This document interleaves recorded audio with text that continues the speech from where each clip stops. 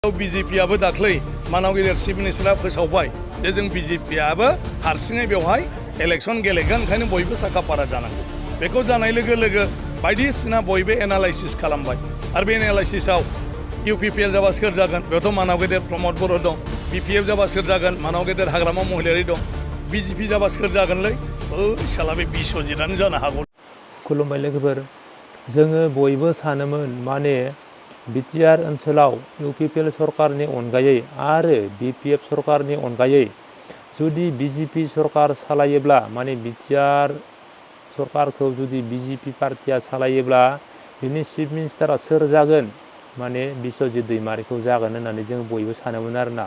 माने गोबां निउसावबो नुबाय, गोबां ससियेल मिडियानि गेजेरजों, गोबां इउटुब चेनेलनिफ्राय जोङो बे बाथ्राखौ खोनानो मोन्दों आरोना। बयबो गियोमोन जुदि BJP सरकारा BTR ओनसोलखौ सालायोबा माने जोबोर खस्थ' होगोन होननानै। कारना बेनो माने दा जाय सरकारा BTRनि जाय सरकार UPPL सरकारा BJP सरकारजों एलायन्स थानायनि थाखाय माने खायसे खायसे खामानिखौ माने गोसो बायदि मावनो हायाखै होननानै, खायसे खायसे खामानिखौ माने मावनो थाङोबा माने रायज्लायनायाव रेसपेक्ट खालामजायाखै होननानै माने बहुद धरननि बाथ्रा बुंनायखौ नुनो मोनो आरोना, कमेन्टफोराव लिरनाय मोनो। दा BJP सरकारा BTR सरकारखौ सालायोब्ला माने बिदिनो खस्थ' होगोन आरो BJP-आ गोबां थगायबोबाय। आगोलनि BPF-नि दिनावबो माने BPF सरकारखौ थगायबोबाय। दा UPPL सरकारजों एलायन्स थानानै बे UPPL-खौ थगायगासिनो दङ। गोबां खामानिखौ माने हमथाना दोनदो, जेबो मावनो सुबिदा होआखै। थिग बेफोरबायदिनो गोबां साननाय फैयोमोन आरो मानसिनि गोसोआव। दा जोङो बुजि मोनबाय जे माने बिस्वजित दैमारिया सासे जोंनिनो बर' नालाय, बियो BJP-नि जानानै देरहादोंब्लाबो बियो सासे दा स्पिकारावसो दङ। दा बिथाङा बुंदों जे माने बिथांनि बुंनायाव जोङो हमना मोनबाय जे माने बिथाङा चिफ जानायनि गोसो गैया। दा सासे बियो स्पिकारखा नालाय, दा जेराव दङ बेयावनो थागोन बा देरहानायनि जेननायनि बाथ्रा दङ। गावनि जि मासिनि खेलाया फैयो, खेलाखौनो हमना ला। दा बिथांनि बर' हारिनि थाखाय बिथाङा मा बुंखो आरो चिफ जानो गोसो दंमारोना गैमारा, नोंथाङा बिथांनि बुंनायनि मुडाव, बिथांनि बुंनायनि माने आकृतियाव माने नोंथांमोना बुजिना लानो हागोन जे माने बिथांनि बुंनायनि आं मोनसे भिडिअ देखायनि, नोंथांमोना नायनानै लाग्रो। आरो बे बिराद जारला, आङो स्पिकार, बर'फ्राथ' बेफोरखौ बुजिया दा। स्पिकारा मोनसे संबिधानिक मासि, माने संबिजिदारि मासि। बे संबिजिदारि मासियाव जनाय लोगो लोगो बियो माने निउट्रेल जायो। जेरै राष्ट्रपतिया संबिजिदारि मासि, बेबायदिनो नोङो माने मा होनो गभर्नरा संबिजिदारि मासि, नोङो जास्टिसफ्रा संबिजिदारि मासि, बिजिरगिरिफ्रा, आरो स्पिकाराबो संबिजिदारि मासि। जोङो खुनु राजखान्थि हान्जानि मिथिङाव थानो हाया, राजखान्थि सावरायनायाव जोङो थानो हाया। दा बड'लेण्डआव BTC-नि इलेक्शना जिहेतु फैथारगौ नालाय, बयनावबो खालि इलेक्शनल' फैबाय थाबाय। आरो बेखौ लानानैनो जिहेतु बायदिसिना राजखान्थि हान्जाया गावबा गाव दा रिहार्सल होगासिनो दङ।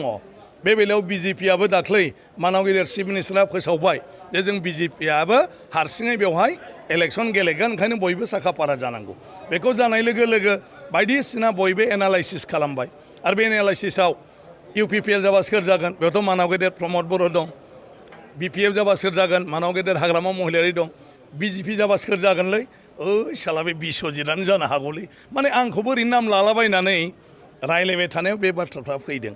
खौरां बिलाइनि बाथ्रा, मानसिनि एनालाइसिस, इलेक्शनाव आंहा बेक्तिगत जेबो गैया। आरो दाथ' आंखौ चिफ मिनिस्टार जानो हागौ होननानै होगासिनो दं पेपाराव, जे माने दानि गिबि मन्थ्रिया जुदि माने गोजौआव सेन्ट्रेलाव थाङोब्ला आसामनि गिबि मन्थ्रिया सोर सोर जानो हागौ। दा बेवहाय साब्रै साबा मानसिनि गेजेराव बिस्वजित दैमारियाबो आसामनि गिबि मन्थ्रि जानांगौ। आरो बेबायदि सोंबाय थानोसैलाय आंखौ दा नामा ओंखारलायबाय। दा बेफोर जेबो नङा, मानसिफ्रा सावरायो जे मा जानो हागौ मा जानो हाया, गावबा गाव जेखौ साननो हायो बेखौ लानानै खालामो। आंनि फारसेनिफ्राय बेक्तिगत आंहा जेबो गैया। आरो आं लुबैयो जायखि पार्टियानो सरकार जाया, बियो सुबुंनि मोजांनि थाखाय, हादोरनि मोजांनि थाखाय खामानि मावलांबाय थाबानो जाबाय। नोंथांमोना भिडिअखौ नुनानै बुजि मोनबाय जानांगौ जे माने बिस्वजित दैमारि सारा चिफ मिनिस्टार जानायनि सिमां गैया।